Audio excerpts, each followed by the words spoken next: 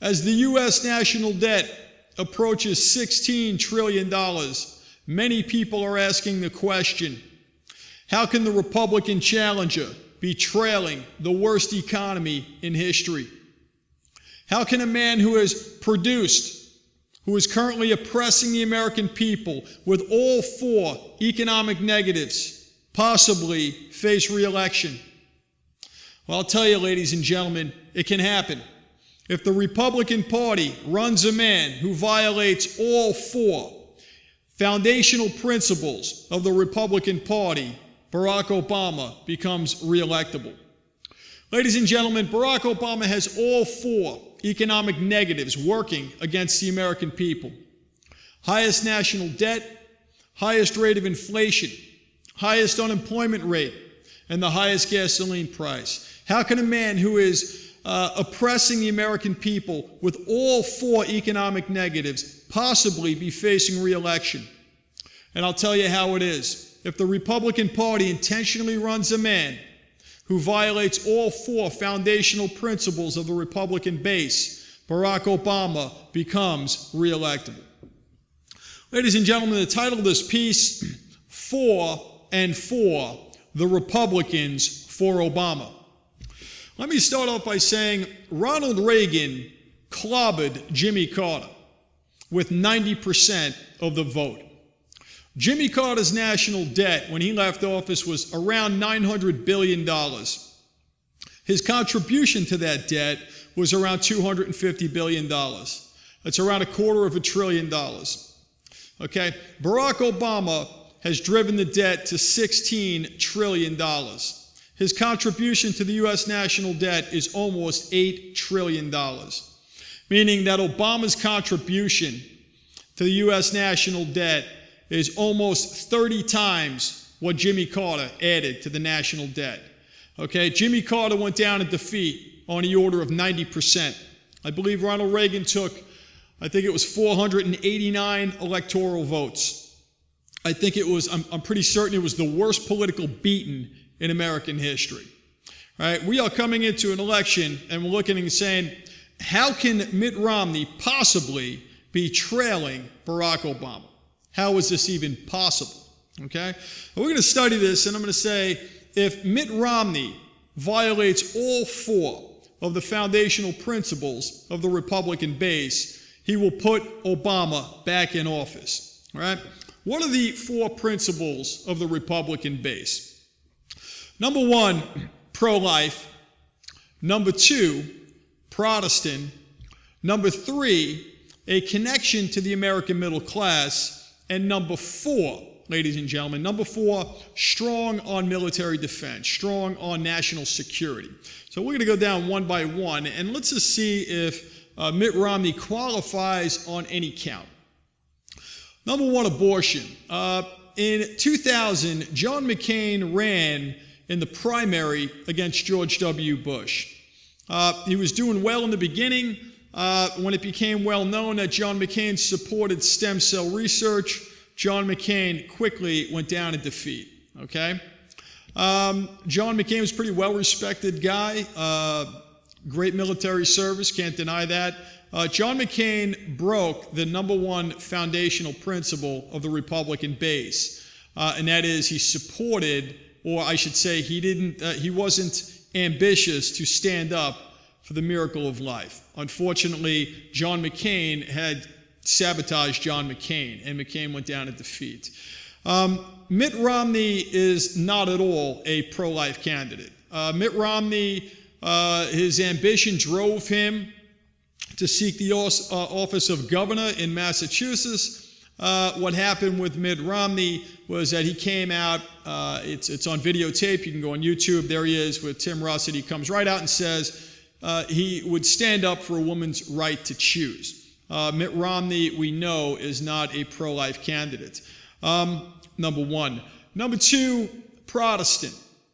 Let's just face reality, and I'm not saying this to try to insult anybody or offend anybody's religion. I'm just being honest and saying that what excites the Republican base is a denomination of Christianity like Presbyterian, Baptist, Church of Christ, Congregationalist, and if you're not any of those things, I'm not at all trying to offend you. I'm just being honest. I think you know as well as I know. Generally, historically, that is what excites the Republican base. Mitt Romney is a Mormon, and the Mormon faith, the Republican base, the people who could run the ball into the end zone for you as a Republican candidate, those people, a lot of those people would not regard the Mormon faith as a valid ramus of Christianity.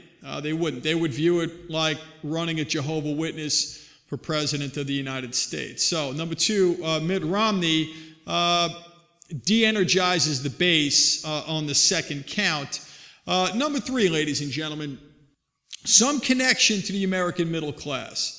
Ronald Reagan had a connection to the middle class. Years ago, I went out to Illinois and I did a tour of the Reagan family home. It was a storefront, and above the store they had an apartment. And I went up and I had my photograph taken in the bedroom that Ronald Reagan slept in as a child.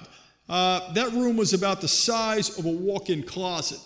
Okay, you can almost put your two hands, spread your arms out, and almost touch both walls. That's how small it was. Reagan was very well liked, and he was well trusted as a president, and people just had that sense that Reagan came from the people, and that was true. Reagan did come from the people.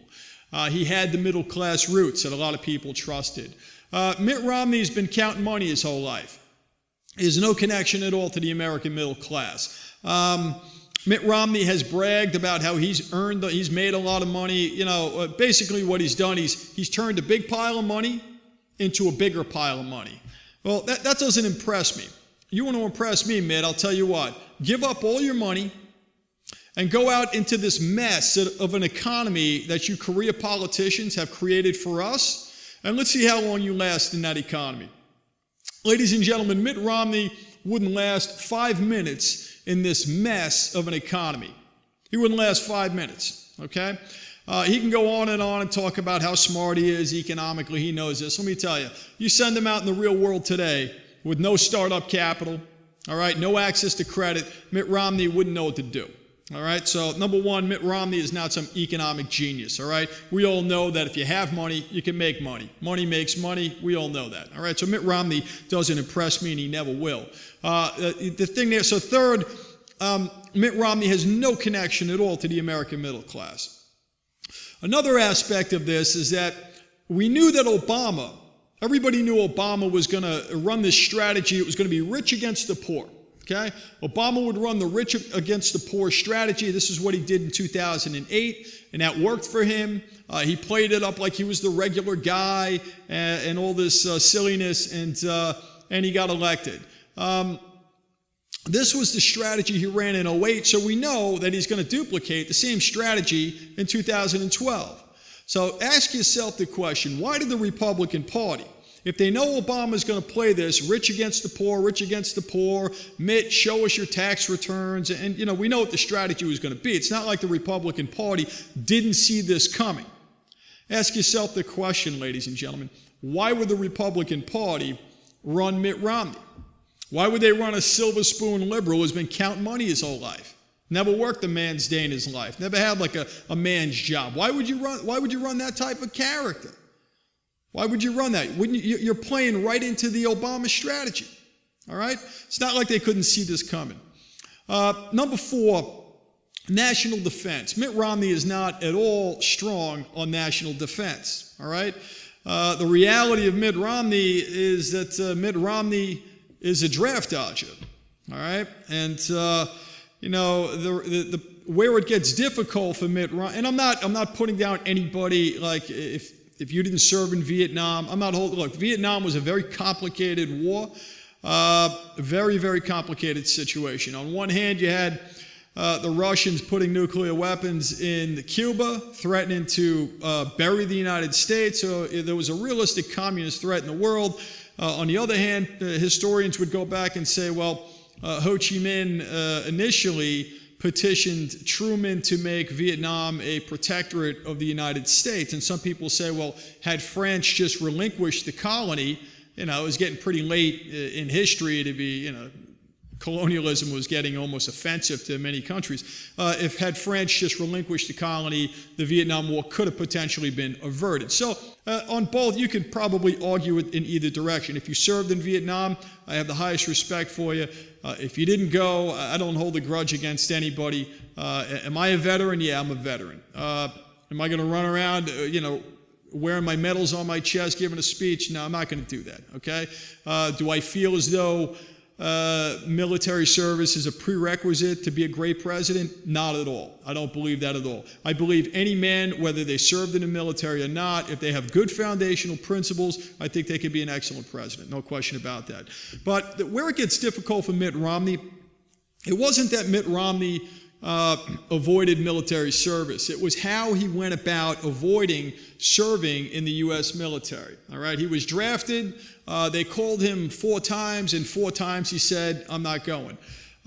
He claimed that he was a missionary. This is where it gets difficult for Mitt Romney, because he claimed he was a missionary and he was evangelizing in France. And the reason this gets kind of difficult for Mitt Romney is because when he comes back from France, and ultimately he becomes pro-abortion governor Mitt Romney.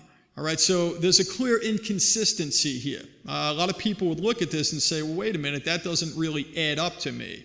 I don't see any connection between those two events. Of course, later on, Mitt Romney, when he decides he wants to be the president of the United States, in 2008, he stands up and says he's had a moral conviction toward pro-life, and now he's going to be the pro-life Republican candidate. So we see all these inconsistencies with Mitt Romney. But what becomes apparent to the Republican base, which is made up predominantly of Christian, pro-family, pro-life, middle-class voters, what becomes apparent to them is that Mitt Romney has a history, a track record of abusing and exploiting religion for his own ambition. In other words, he doesn't really respect religion. And this is where it gets difficult for Romney, because he offends the most important people in the Republican Party. If you were trying to run a candidate that would guarantee victory for Barack Obama, ladies and gentlemen, you would run a man who violates all 4 foundational principles of the base. You would run Mitt Romney. No question about that. The Republican Party had to jump over 20 qualified candidates to get to Mitt Romney, to find a guy like Mitt Romney. I ask myself, I say, why is the Republican Party trying so hard to reelect Barack Obama? Is there collusion between the 2 parties? The key foundational principle, ladies and gentlemen, is pro-life. You've got moderate Republicans. They've tried to win. They've tried to have one foot in both parties. It doesn't work. It's failed over and over and over. Very bad. We know that if the leader respects the miracle of life and is driven to preserve the miracle of life, we know that all the other symptoms of the larger problem, healthcare, economics, war on drugs, immigration, we know all the symptoms of the larger problem will correct themselves. We know that. We believe that. We believe that if you respect the miracle of life first and foremost, the other issues will work themselves out. I know for some people that sounds crazy, but you know something? I believe that to be true. You look and say, why would John Roberts, why would Republican appointees, he was appointed by George W. Bush, Chief Justice John Roberts of the U.S. Supreme Court. Why would John Roberts rush to uphold the Obama health care bill? Obama was facing defeat within his own party. Up until the validation of Obama's health care bill, Democrats were looking at Obama saying, up until you got here, we had the legacy of the Clinton budget surpluses, and we were able to brag and basically rub that in the nose of the Republican Party on a regular basis. Obama has destroyed that. Obama has destroyed the legacy of the surpluses. He's driven the national debt to $16 trillion. his own party was looking at him like, look, what have you managed to do in 4 years besides go on vacation every month and just keep talking about the green pasture on the other side of the hill and what have you managed to do? All right, so Obama was looking very unappealing to his own people. Okay, who stepped in and made Obama reelectable? The Republican appointee, John Roberts. You have a health care bill which is thousands of pages long. The U.S. Supreme Court could spend another 6 months reviewing this bill and still not consume the entire bill. Why did Republican appointee John Roberts, okay, who was appointed by George W. Bush, who was, supposed to be the big pro-life guy, why did John Roberts support a bill which some people believe has provisions for abortion? Why would John Roberts uphold that bill? And why did he rush to do so? Well, the answer is pretty simple. The Republican Party is doing everything in their power to reelect Barack Obama. I don't know why this is, but they want to reelect Barack Obama. In the first presidential debate, Obama referred to his health care bill over and over and over, and he proudly used that name, Obamacare, Obamacare. He kept repeating his own name with this bill. Very proud. This was the only thing that Obama could have bragged about heading into this election. All right? It's not for a conservative, it's not an accomplishment, but for a liberal, it's a feather in his cap. But this was the only thing that he could have stood up on that stage and bragged about. That was it. It's the only thing he really could have talked about. Why did Republican appointee John Roberts hand him that on a silver platter and rush to validate the Obama health care bill? Okay? I mean, this is something we just have to acknowledge. We just can't continue to ignore the obvious. Why did that happen? Ladies and gentlemen, John McCain in 2008 ran, and McCain had a history of being a liberal. In 2000, he ran against George W. Bush in the primary, came out in favor of stem cell research. He was done, okay? He was finished. He was finished. He destroyed his own campaign, and then he spent the next 8 years cooperating with the Democrats on this campaign finance reform, which he co-sponsored. It violates the First Amendment of the United States. And John McCain was basically convinced that it was soft money, campaign money, that gave Bush some unfair advantage, which was nonsense. John McCain lost fair and square, primarily because he came out in favor of stem cell research. That's why he lost the primary. No question about it. McCain finally captures the nomination 8 years later, and he goes down in defeat to a guy, to this new guy in the Senate. All right, McCain has been a politician for a lot of years. Why did that happen? McCain violated the first foundational principle of the Republican base. What you had in 2008 was you had the liberal John McCain at the front of the ticket and the more conservative Sarah Palin at the back of the ticket. All right. Now, everybody watching this said the same thing. They said if Palin was at the front and McCain was the VP, Palin would be the president of the United States right now. Clearly, Palin was the better part of the ticket. No question about that. All right, that formula failed in 2008. That failed in 2008. Why is the Republican Party following the same failed formula that they did, that defeated them in 2008. Why are they doing this, ladies and gentlemen? Why are they doing this? Why are they doing this? You've got Mitt pro-abortion Romney at the front of the ticket, and you've got this conservative Ryan standing behind Mitt Romney. This is the same thing they did in 2008, and look, and they went down in defeat. Why would the Republican Party follow the same failed model? Okay? Why would they do this? It's becoming so obvious to people. We're looking at it and saying, what is going on?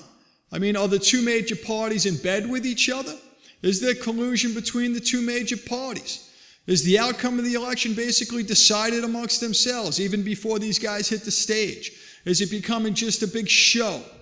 All right? Is it a one-party system divided into two parts, maintaining the illusion of democracy for what they regard as a herd of idiots? They don't respect us, ladies and gentlemen. They don't respect us anymore. And you know why? Because we've allowed them to kick us around so many times that they don't respect us anymore. Ladies and gentlemen, the only thing that's going to wake up the two major parties is for both parties to go down, in a titanic defeat. And then you'll see they'll wake up. Then you'll see things change. Until that happens, they will continue the status quo. They don't respect the American people, and they'll continue in the same nonsense. Ladies and gentlemen, I thoroughly believe that this is the year of the third party.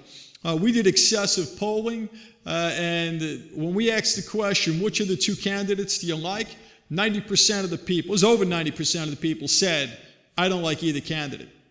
All right?